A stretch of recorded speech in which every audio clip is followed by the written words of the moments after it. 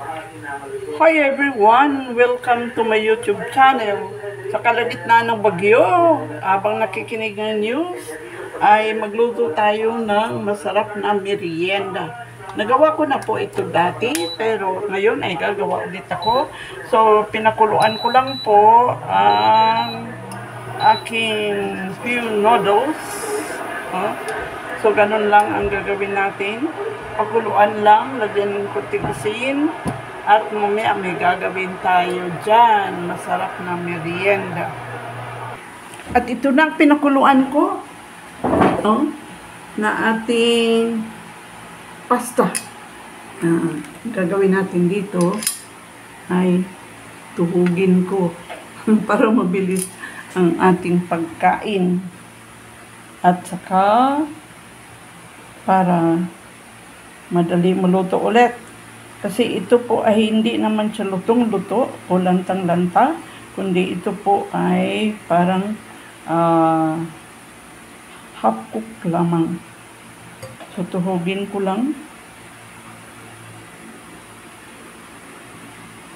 Siguro 6 pieces ay okay na. So, 5. So, ito ay 6. Last year po, nagawa ko na ito, pero iba naman ang aking mga nilagay. No? Optional po yun. Pwede tayo maglagay ng kahit anong gusto natin ilagay. No?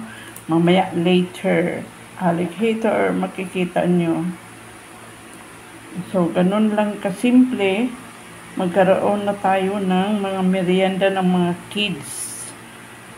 At pwede rin ito gawing baon ng mga bata sa school. Kasi madali lang gawin. At flexible, optional ang lahat ng ating ilalagay. Imbes na bibili tayo ng pizza, ay ito po ang ating gagawin. Madali lang, mabilis lang gawin.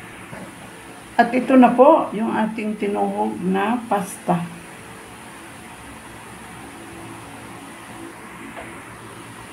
Naglagay po ako ng tomato sauce.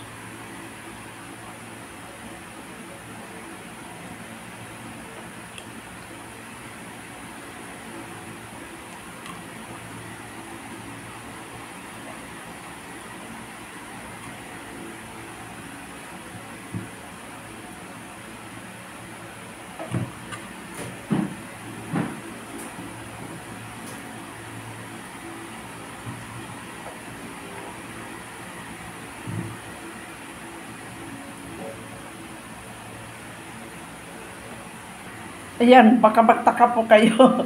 Ang ilalagay ko po ay sardinas lang. Sardines. Any kind of sardines. So, ito na po yun. Alisin lang natin yung sabaw. So, kung ano lang po available sa ating kusina, yun lang po ang ating gagawin. Yan lang po ang ilalagay ko. No? Hindi naman kailangan. Kung mayroon kayong giniling, wow, plus pwede po yun. Kung mayroon naman kayong halimbawa corned beef, pwede rin po yun. Bacon sa mga sosyal, sa mga hindi nagda-diet, pwede rin po yun. No?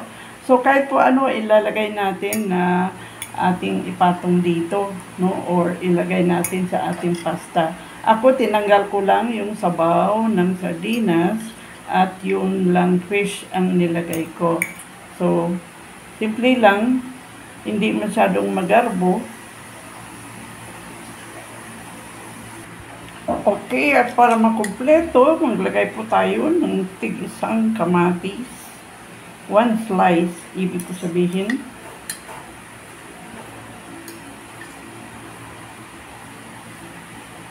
Ayan, kumpleto, may veggie. At last, ito yung huli natin ilalagay. Yung ating cheese. Kahit ordinary cheese, kahit anong cheese. Yan, padagdag linamnam, padagdag yummy. Okay. At ito po ay pupunta sa ating bread toaster.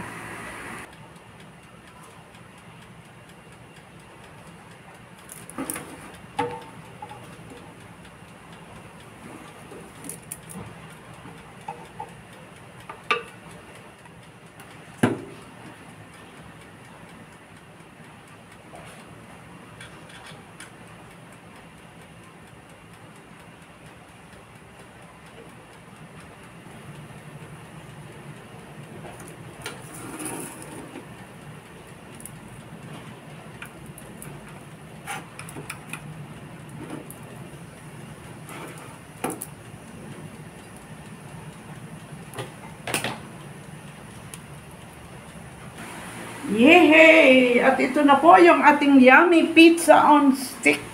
Oh, ang sarap-sarap nito. Mainit-init pa. Pero taste natin. See this? Exciting. Kaganda-ganda. No? Yummy. Very easy. Very simple. Kasi sardinas lang po ang nilagay natin. Yan lang ang available ngayon. Okay, let's taste it. Sarap. Tamang-tama lang. Hindi na tayo naglagay ng asin dito, ha? Kasi meron ng lasa yung ating sardines at mayroong kamatis at mayroong cheese. Kaya yummy. Ang sarap. Thank you very much for watching my vlog.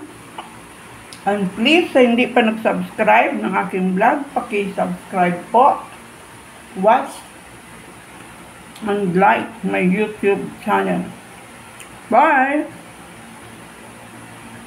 Panalo. Thank you for watching my vlog. God bless us all.